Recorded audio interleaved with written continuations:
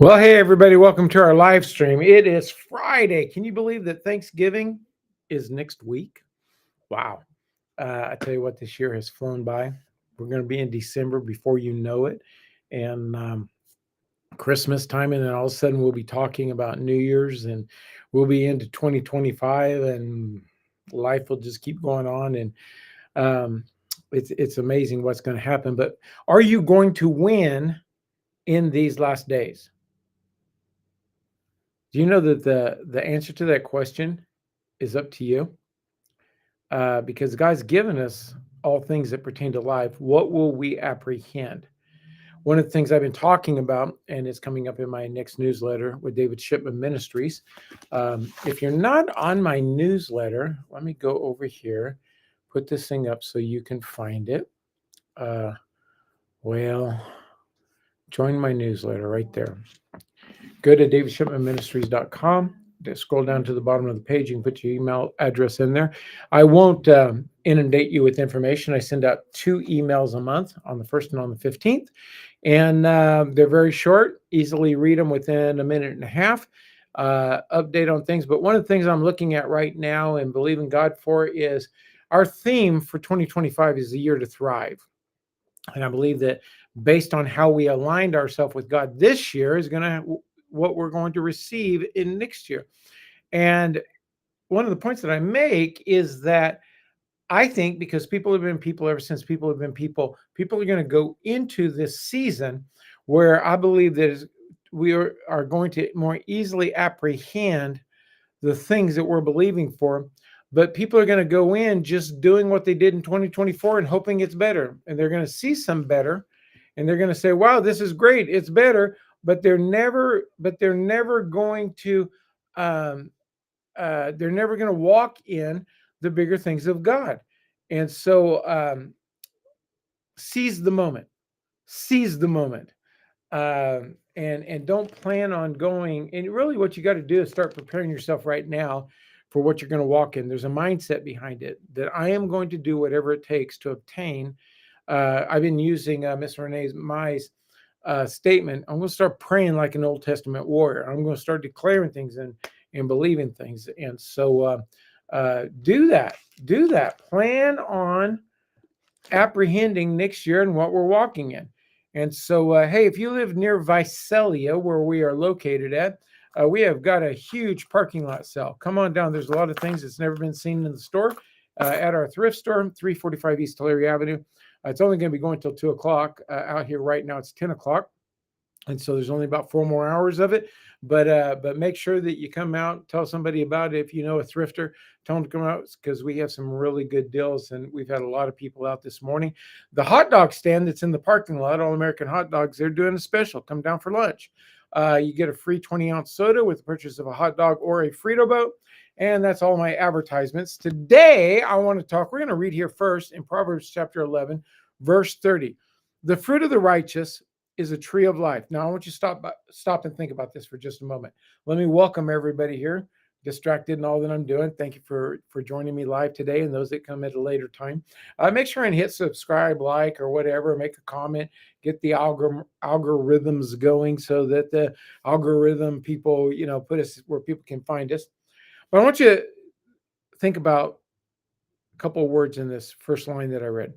The fruit, okay, we got fruit of the righteous is a tree. Okay, now if you think about a fruit tree, the fruit is not for the tree. The tree produces the fruit so that others may partake of it. Okay, so the fruit of the righteous, what a righteous person is going to do is produce a fruit that people will want. Is a tree of life. So we bring life to people. And he that winneth souls is wise. Now, most people, when they read that and the winning of souls, they think of evangelism and getting somebody born again, which is obviously a main component of the Christian belief. We should be trying to reach and influence others. But I want to ask you a question. Do you push people away or do you draw people to you?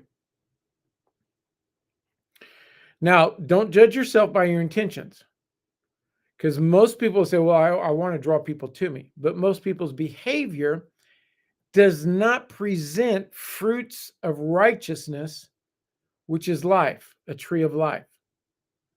In the direct context of this verse, it's not talking about winning souls.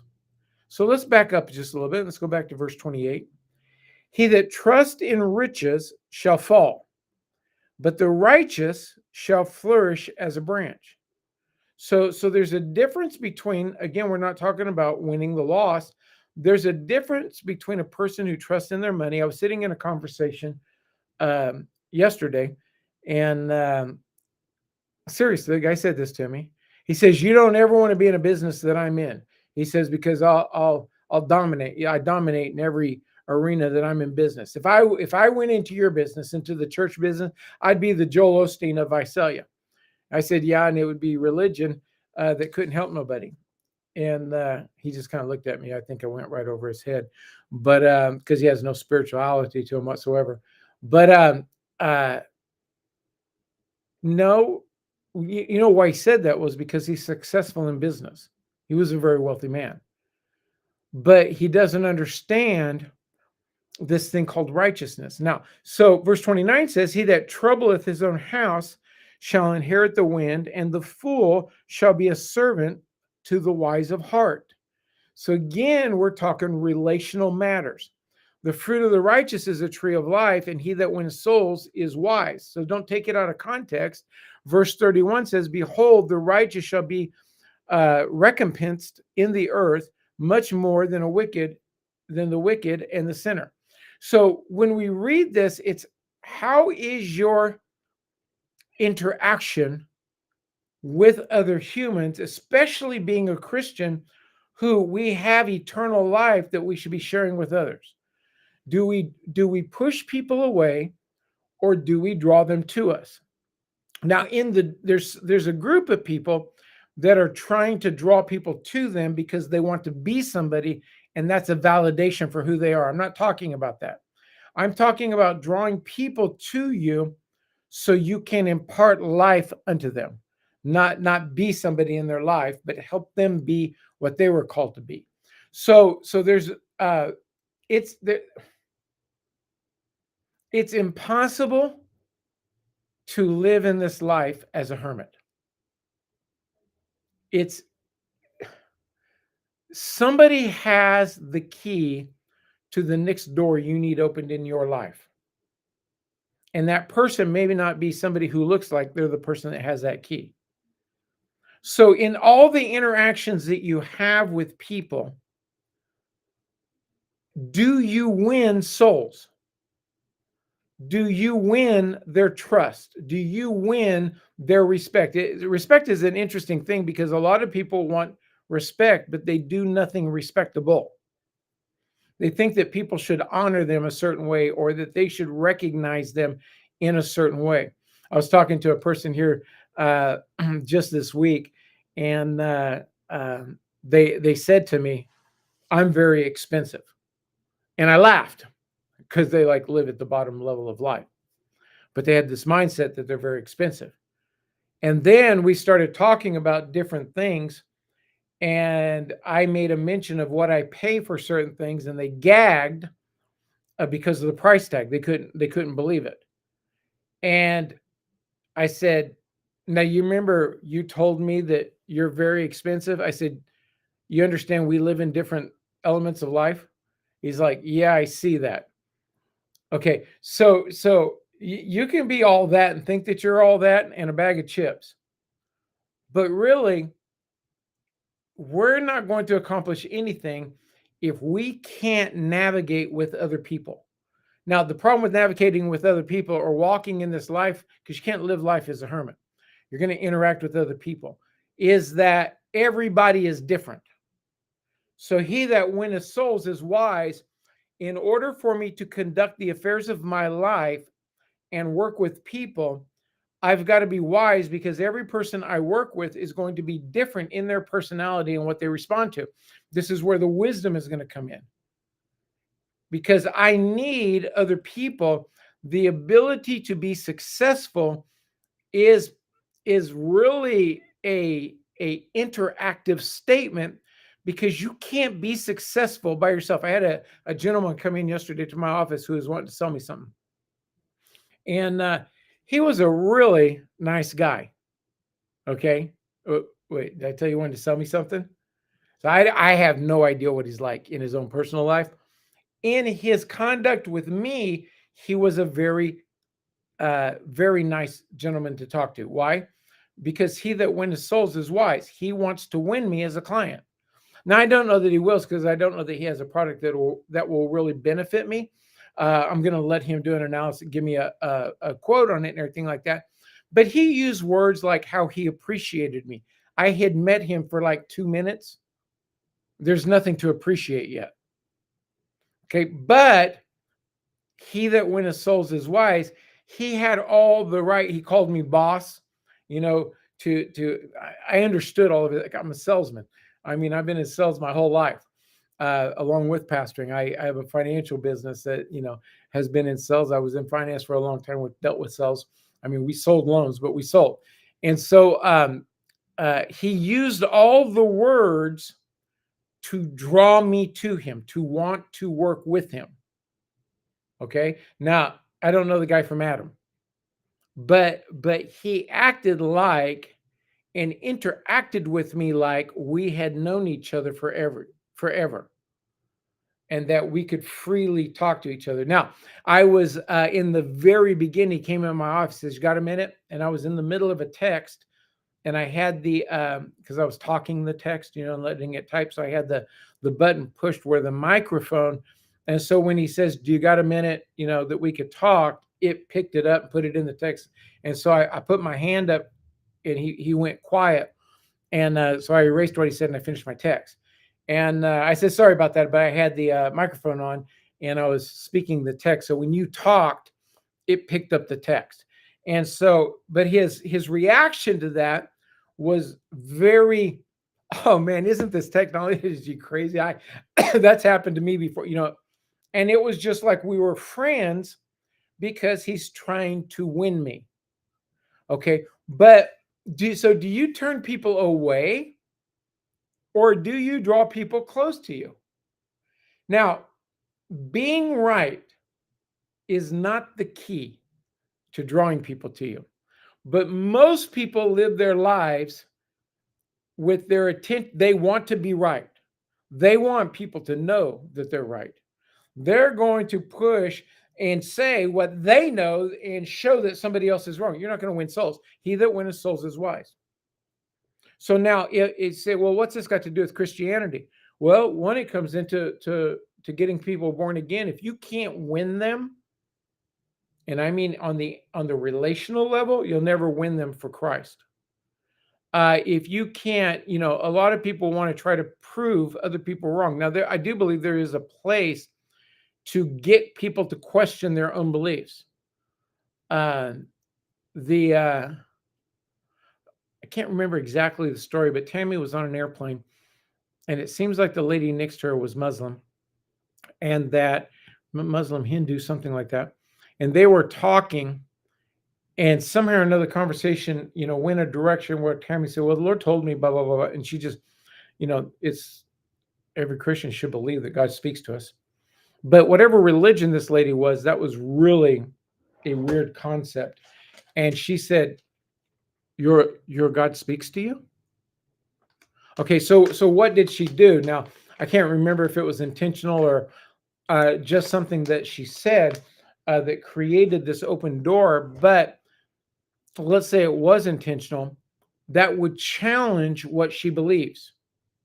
Okay, but that's not a push away or pushing somebody away, trying to prove you're right. It's a statement that causes somebody to question what they believe, why they think that way. And if you do that in a correct manner, you can win the soul while having a conversation with them. But if you're just trying to prove that you know something they don't know, you're going to drive people away, because everybody likes to feel comfortable that they know what they know. So he that winneth souls is wise. So on this level in life, on this level in interacting with other people, whether it's on the Christian level or on the natural level, see, in the natural, let's just say business, that you're conducting business with somebody. If you will win them, number one, I remember a story a person told. They were flying, and the plane got canceled, and so they're having to reroute everybody, which is a mess. You hate doing that. And so this gentleman, who was a preacher, was behind another person, and the person was just raking the service customer service agent booking flights over the coals, as though this customer service agent had anything to do with the flight being canceled. But they were just voicing, mad, can't do this. You're going to make me late. Well, that person was sitting there typing. They said, "Okay, sir, you're going to, let's just say Dallas. You're going to Dallas, yes. Okay, we don't have a flight that leaves. I can put you on this airline, but it's not going to leave for 4 hours. That's the earliest I can do. That's the best I can do." Da da da da da da. And and they're just rah, rah, rah, rah, rah, rah. And so, okay, if that's the best I can do, give it to me. So they booked him to give him, thank you. Go to gate wherever it's going to be. Next person comes up, which is this preacher. So, man, I tell you what, you got it going on today. I got to really give you credit for your ability to handle the irateness of people. But I'm going to Dallas also, and so what can you do to get me there? So, okay, I got a plane that's leaving in 10 minutes. Well, wait a minute. This plane was leaving in 15 minutes when she was done with the other person. And the only seat I got on there is first class, but I can get you bumped up to first class. Okay. In order for you to get there, we're going to have to cut through the airport, which you can't do by yourself. So I'm going to take you. Let me book your tickets here. And he leaves in 10 or 15 minutes. This other guy's waiting 4 hours or whatever it was. All because one knew how to win a soul and the other one didn't. Now, what was the basis on it? The one who won was interested in what the person was going through. The other person was interested in what they were experiencing. And this really becomes the crux of the matter is, as I've said many times, we live in a narcissistic society. We're focused only on ourselves, what's happening to us, what we're going through. And it's a system that doesn't work now. So let's go to Proverbs chapter 4, verse 7. I think I said good morning to everybody. I can't remember. Good morning. Good morning. Glad to have you with me. And hope your day's going well. Wisdom is the principal thing. Now, remember, it says, he that winneth souls is wise. Wisdom is the principal thing. Therefore, get wisdom. And with all you're getting, get understanding. Now, kind of sounds like it's an oxymoron, because wisdom is the principal thing, get wisdom, but in all you're getting, get understanding. Now, what happens with most people, and is common in our lives, is most try to argue people into their position. How's that work with you when somebody attacks your beliefs, attacks what you think is right? Does it work? No, ticks you off. Makes you want to fight back. We have this mentality of I'm right, I know I'm right, and you need to know I'm right also. So I'm going to argue my position. Well, that lacks wisdom on he that winneth souls is wise. Because there's an environment with everybody that we deal with that, are they going to trust you? Are they going to believe you? What do they see you as? And this has to do with our own personal success, not only our success as a Christian. Now, wisdom is the principal thing. But wisdom without understanding wisdom is going to be applied wrong. Why do I say that? Why is that true? Because everybody that we deal with, where wisdom is a critical point, they're different. They hear things different. They interpret things. So the number one definition in the 1828 Bible Dictionary on wisdom is the right use or exercise of knowledge. So do I just bulldoze my way in trying to prove people that I'm right and tick them off? Or do they trust me that what I say probably is right and they're going to listen to me? See, how do you get somebody to trust you? Really, you're doing things to help them. That's where the trust is built. If you're doing things to try to get what you want, you're not going to build trust because they know that you're after what you want. And this is a certain narcissistic world that we live in. This is why I believe the church is so, or one of the reasons why the church is so weak, is because everybody in the church, everybody's not everybody, but the vast majority of people in the church are still looking out for what they want. Most people in churches are not about the vision of the church. It's what they can get out of the church for themselves. And you set yourself up to lose when you set yourself up on this premise. So there are, like in my interactions with people, there's people that I'm very direct with, and there's others that I'm not direct at all with. Why? Because I try to read people. There's people I know I can talk point blank to, and they'll talk point blank back to me. They're wired that way. They don't want all the fluff. There's other people that have to have soft. They have to have nice. I don't know that they're going to really listen to me. So you got to kind of present it in a package to where they'll listen. So this is where, going back to the definition of wisdom, the right use or exercise of knowledge. So we deal with different people differently based on the right usage. He that winneth souls is wise. It's not just about the way I think. It's not just about the way I do. It's me and you, and I have to consider you. Now, if my focus is on helping you, Zig Ziglar said, if you'll help enough people get what they want, you'll always have what you want, which is a derivative of the Bible. Given it shall be given unto you. Pressed down, shaken together, running over shall be given to your bosom. However you give to people, that's how it's going to be given to you. So if my focus is on others and helping them achieve their goal, then I'm always going to have what I need. Okay, but it takes a belief in the Word of God to even function this way, because most people have the mentality of, if I don't lay my hands on what I want, or if you don't see what I know, then you're not going to understand me. It's all about me. And that's the motive behind a lot of people. So as I said, most are focused on themselves, and they're going to say what they think, never giving thought to the listener. I can take you to people, and they just try to correct all the time. They try to fix everybody. And then they get frustrated because people don't respond to them the way they expect them to respond to them. It's like, why do you, if you tear me down for every thought that I have, why do I want to be around you? If you build me up in every realm of my life, not like building up as in I'm going to validate wrong thinking, but I'm going to try to help make it work for you and get you to explore other areas to make decisions that will benefit you. I'm here as a resource. Now that person's going to have a greater trust and a greater openness to you. And so it's this, because of this, many people don't win the person that winneth souls is wise to their side.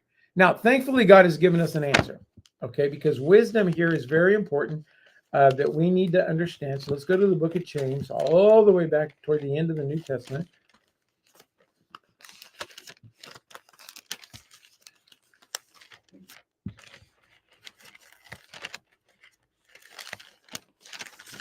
Oh, James, come here. Here we go. James, where do I want to go to? Chapter 1. Verse 5. If any of you lack wisdom, let him ask of God, who giveth to all men liberally, and upbraideth not, and it shall be given him. So that word upbraideth not literally means doesn't hold back.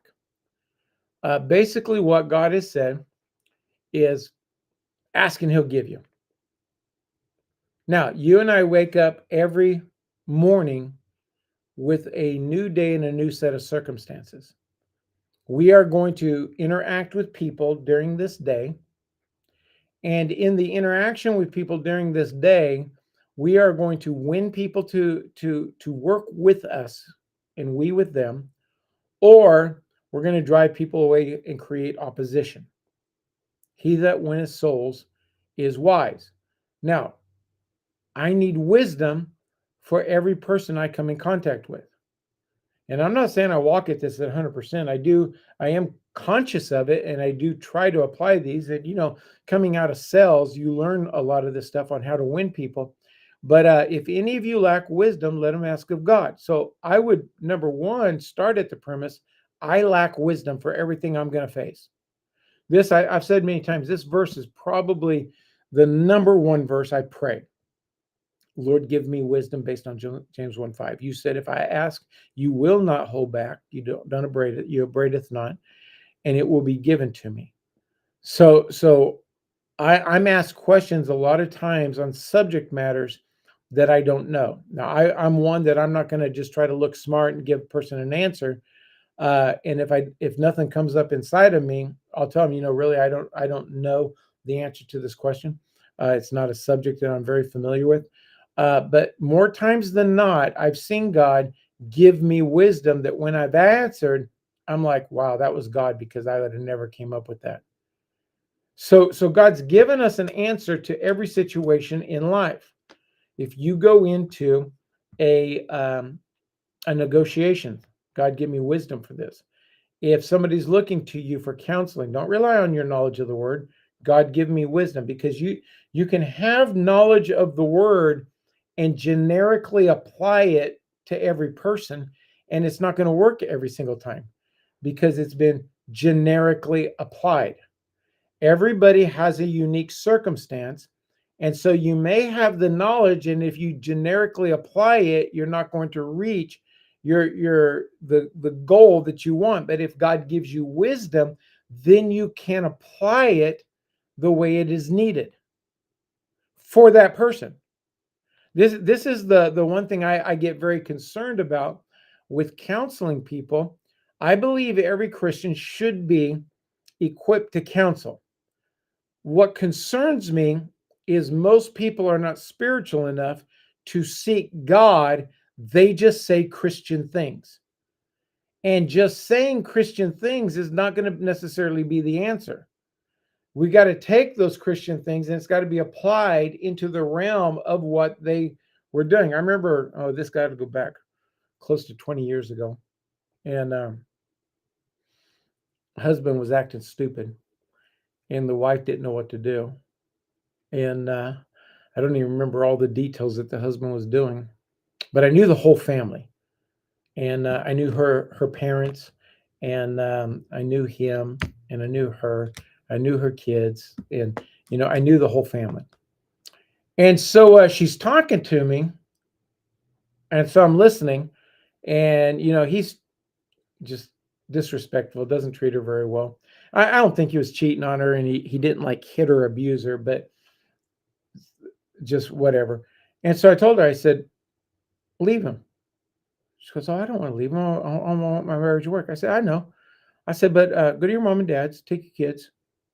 What time does he come home from work? And she told me, let's just say 5. I don't remember. And I said, get out of there, leave a note, and just tell me you're leaving him. I said, he's going to come back to you. Really? I said, yeah. He's comfortable with the environment that you have him in, and that's why he's acting this way. But so let him know, leave him a note that said, I've left, I've gone to mom and dad's, I'm not going to live in this any longer. Oh, he came running. Now, most pastors would never say that because, in pastoring, you've got to try to fix the marriage. You stay married. And so no, that's not going to work. I knew the personality of the guy. And it fixed it. He changed. A few weeks later, I said, okay, is he? Oh, yeah, he's much different. He's very attentive, very helpful, very, and went down, and it fixed the problem because he knew, he was too comfortable in what he had and didn't think she would ever do it. And all of a sudden, boom, took my kids, gone. Not coming back till you do this, that, and the other. I think she had some things listed. I can't remember exactly. What was that? That was wisdom applied in the situation. See, he that winneth souls is wise. You interesting thing on that story is she stopped listening to me and he ended up leaving her. I tell you what, back in the Old Testament, the kings, they did well as long as they listened to the priest. You better be in a church where the person leading you that you've submitted to is a gift and not somebody in the ministry. But it was a very interesting. It was a very interesting situation. Hang on a second. I'm going to speak a text. Over halfway there! Exclamation mark. We've got an objective on our sales for our parking lot sale today, and we're over halfway there, and we've got 12, 1, 2. We got 3.5 more hours. Woo, woo, woo, woo, woo, woo. And so praise the Lord on that. But see, we've got to. Why is it hard to do this? Because most people are focused on themselves. In fact, a lot of times, going back to counseling, a lot of times while people in counseling give wrong advice is because they want to look, they're more focused on them, on looking smart or trying to be somebody than on the person and trying to help them. I'm more concerned about being wrong. Now, not being wrong so I look like I'm wrong. If I'm wrong and the person listens to me, that means they're wrong and they're not going to reach their objective. I want the person to be successful.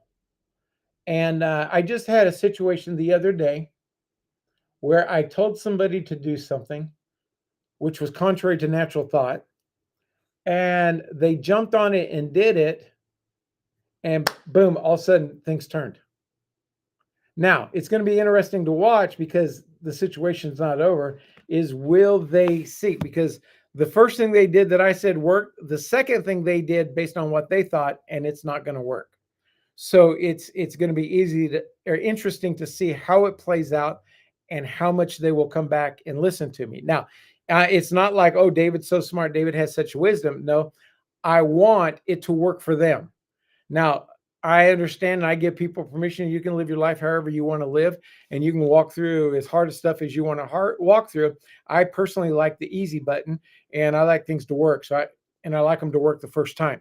So I'm looking at things that will work, and I'm probably more attentive for it to work for somebody else than it is for me, because I really don't care what people think about me. And so I'm not trying to be some big dog, that's going after a title or a name or something like that. I just like helping people. And so the problem that we have is that we are so we focused. And in winning souls, now I'm going back to the bigger picture and not just talking about counseling. In the bigger picture of winning souls, the number one, you cannot navigate this life on your own. I can guarantee you're not smart enough. You're not good enough. You have to interact with somebody else because somebody has what you need. So if you're a salesman, you've got a product or a service. Somebody else has the money and the need. You cannot be the best in your business and the most knowledgeable in your business and never make a sale. You're going to interact with people on different levels. And through the interaction, doors are going to open for you. Now, the more that you're able to help people reach what they want, the more it's going to work for you. Give and it shall be given to you. So as we focus and win souls by winning people into a relational position where we can work together. I had a person come to me one time and they were skilled with their hands. And in the skill with their hands, they could fix things. I'm not that person. You don't want me fixing something in your house. You don't want me fixing your car. You definitely don't want me fixing your car. In fact, if you ask me to put gas in the car, I can do that, but I'll probably spill it. You probably don't want me to do that either. I'm just not a hands-on person. Okay. And so this person, I had something broken at my house, and this person I knew, and I say, hey, excuse me, could you fix? And I explained what it was. I don't even remember what it was now. They said, yeah. I said, would you mind coming over and helping me with it? And when I said, and I typically follow those kind of statements of it. And when I say help me with it, I mean you do it. And so yeah, I'll come over and do it. And so they came over and they fixed it. All right, thanks. And so then later on, they came to me and they referenced that. Again, he that wins souls is wise.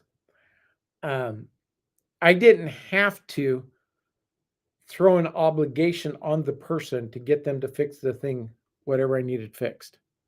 I didn't have to throw an obligation on. But they came to me. You remember when I fixed that thing for you? I'm like, yeah. Okay, so now I'm waiting for what's coming. Okay, so one, they haven't won me. They say, well, I've got a 401k statement that's been given to me. I don't understand it. Could you look at it and tell me about it? Explain it to me where I can understand it. I'm like, you really had to set that ask up with what you did for me? I said, don't you know me? And I said, yeah, bring it. I'll read it, and because I can figure those things out. I understand financial documents. And so, but see, when I went to them, I won them. When they went to me, they tried to throw obligation on me. See, our ability to navigate in this life successfully and our ability to navigate on an easier premise. Now, life is not easy. I said easier. Premise is our ability to win souls, our ability to interact. Now, my ability as a Christian to win people to Christ is going to be on the basis of my ability to win their soul, their mind, their will, and their emotions, to win them to talk to me, to at least listen to what I have to say. And I was talking to a ex-Jehovah Witness the other day, and they had disagreed with. They got out of the religious system of the Jehovah Witness because they disagreed with some things, and they had their premises of why they disagreed with them. Was kind of even shaky at best. And but I didn't challenge it. I mean, it was just a good thing they left that cult. And so they're talking about me, and but they still had some hardcore. I could tell. I mean, because the things they said, they still had some hardcore things that they believed within that system that were incorrect and based on the Bible. And so I'm trying to bring them back to the Bible to deal with what they believe. And but I want to do it on the basis that they understand. Why? Because I don't want to prove that I can guarantee you I know the Bible better than them, but I'm not on the basis of I want you to know that I know the Bible better than you. I want them to discover that what they believe is not what they presently believe. Or I didn't say that good. That what they should believe is not what they presently believe. And I want them to see and discover for themselves that what they currently believe isn't what the Bible says. Okay. So in order to get into this realm, I've got to win them. Now, I can just argue with them. I can just, no, the Bible says this, blah, blah, blah. Here, let me read a verse to you, blah, blah, blah, blah, blah. But I don't want to do that. Why? Because on the first basis, I want to win them. I want to be able to talk with them, to interact with them so that we can discuss the Bible. And so God's given us this ability to have wisdom, but if we're so stuck on us, now, even though we can ask and he will give, James 1:5, we still have a problem. When we obtain wisdom, now comes back to is the getting of understanding. Wisdom is the principal thing. Get wisdom, and in all you're getting, get understanding. I need the understanding so that I now know how to proceed with the wisdom. Now, this will help you in sales. This will help you in your family. This will help you in your Christian walk. This will help you in all arenas. Is can you interact with others? Do you play nicely with others? The old saying. So, because we're so we focused, it's hard. This is why people have so many. They just got to get their way into it. It's I tell you, you just can't make this stuff up. That's why I say people have been people ever since people have been people. We are just so, I remember I was at I don't know, it was like a wedding shower, baby shower. It was something for somebody else. Something was going on in their life, and they had like a registry, of things. And it must have been like a wedding shower because there was kitchen things in there, and this was a kitchen item. And they had their colors in there. And somebody bought them something, but they bought it in the colors of their kitchen instead of the colors of the other person's kitchen. Why would you do that? Well, because you think your colors are better. Okay, but that's not their colors. Why would you do that? Because we're so we focused. We do things based on what we like, not based on what somebody else likes.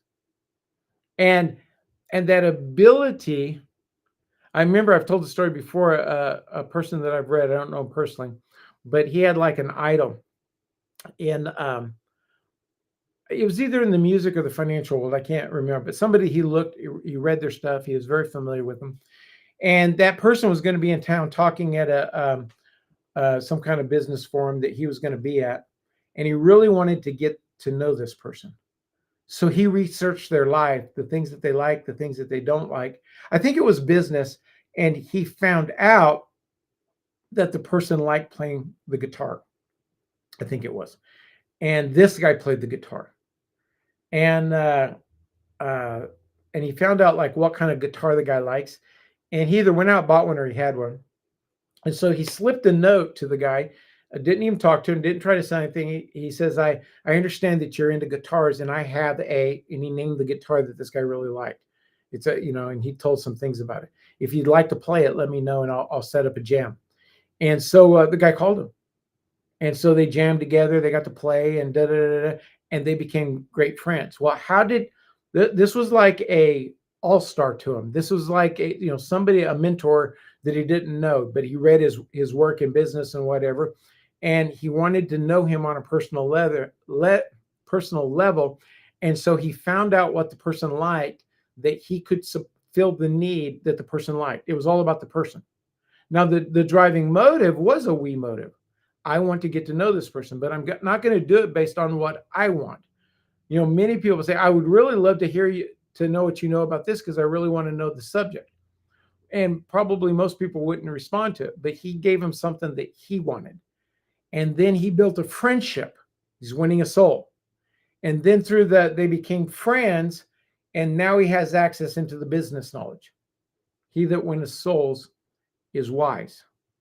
So we need to understand this. And the problem is most people are more interested in being right than they are being successful. And the guy that was telling the story that I just told, I looked to him. I've read a lot of his financial stuff because the guy's brilliant. But this guy still realized he needed somebody in his life. Now, I wasn't interested in the guy he wanted in his life. I'm more interested in him. Now, I'm sure some of the things I'm going to read that he writes is going to be gleaned from something he learned from this guy. But see, if I know that I don't know everything. I have been blessed to be at dinners and luncheons and different things with some very well-known ministers. A lot. I've seen people that's also been invited, and they just got to, try to make themselves look smart. I remember I was there's only 3 of us, and the other person just talked all the time. I just sat there and listened. I didn't care what that person said. I was interested in what the other person was going to say. And he finally turned and asked me a direct question, which I needed to answer. And this other guy had been talking about it for 5 minutes. I said, well, I get what he's saying, but I kind of disagree with it based on. And he just kind of paused and said, you're exactly right. Well, the Bible talks about in the book of Proverbs that a fool is who utters everything that they know. A person who holds their mouth is a wise person. And I've watched among people that are successful, it seems, now it's not 100% true, but the majority of people that are very successful, they're very confident in what they know, and they don't have to try to impress you. Now, I know a person who's very successful who always talks. He wants to dominate the conversation so he can tell you how smart he is. But, and he is smart, and he's very successful, but he's insecure on the inside. That's why he has to talk and try to convince you and try to make you look stupid and him look smarter and, whatever. But a person who really knows what they're doing, they don't have to try to convince others of it because they know what they're doing. They're confident in what they're doing. And so once we start getting interested in winning souls, we're going to be more successful as a Christian. We're going to be more successful in our natural life.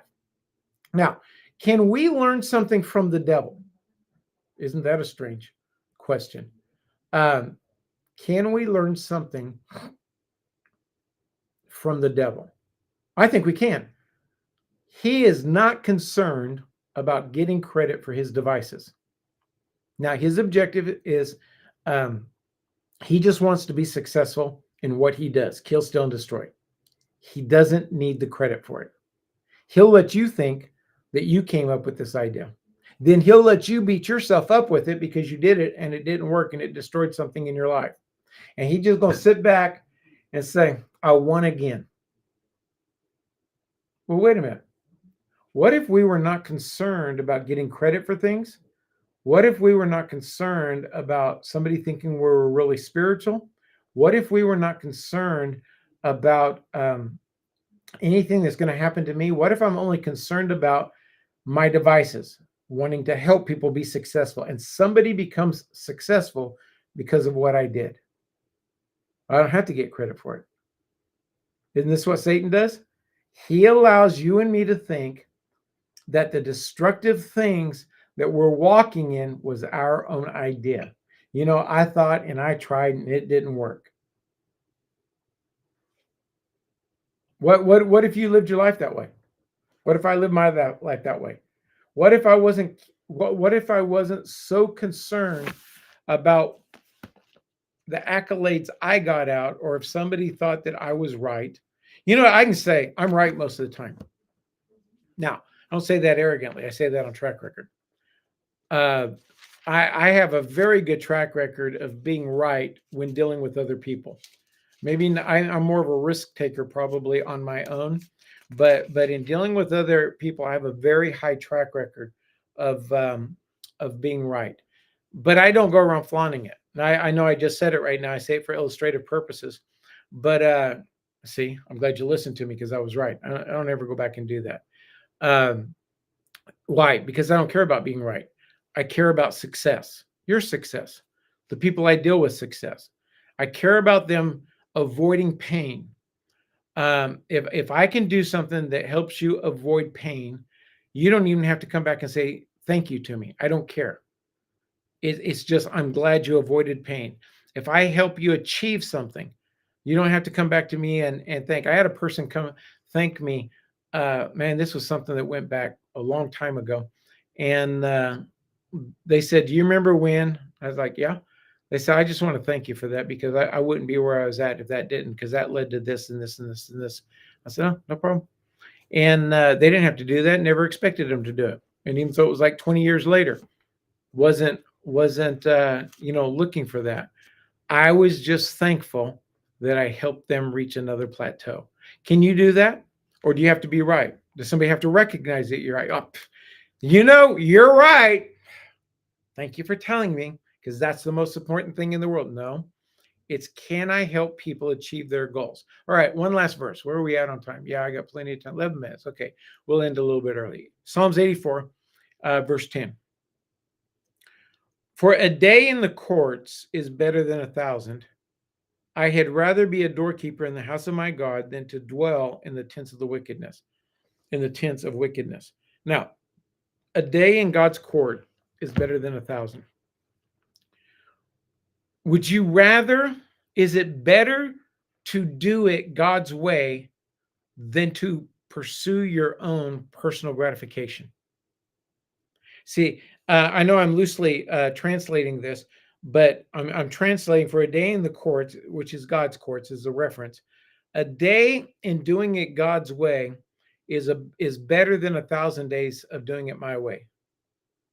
If I can do what God wants me to do, it's going to go far better for me. If my objective is not about me, it's going to go far better for me. If I want to pursue and accomplish what God wants me to do, it's going to go better for me. If I can help you achieve what you want over me getting what I want. I know 3 specific occasions that I took the brunt of something so somebody else didn't have to. And they were at least equally um, should have shared in it, but didn't. They gladly escaped without doing it. But I took the brunt of it. Why? Number one, I knew my shoulders were broader than theirs, that I could handle it. And two, I don't want them to walk through it. I would rather take the punch on it and walk through it. Now, I don't believe on any of the 3 occasions any one of them ever came back and thanked me. They don't need to. I don't even know if they recognize the fact that they got out of it. Maybe they do, maybe they don't. Who cares? Because it wasn't about me. It really wasn't even about them. It was about what's right.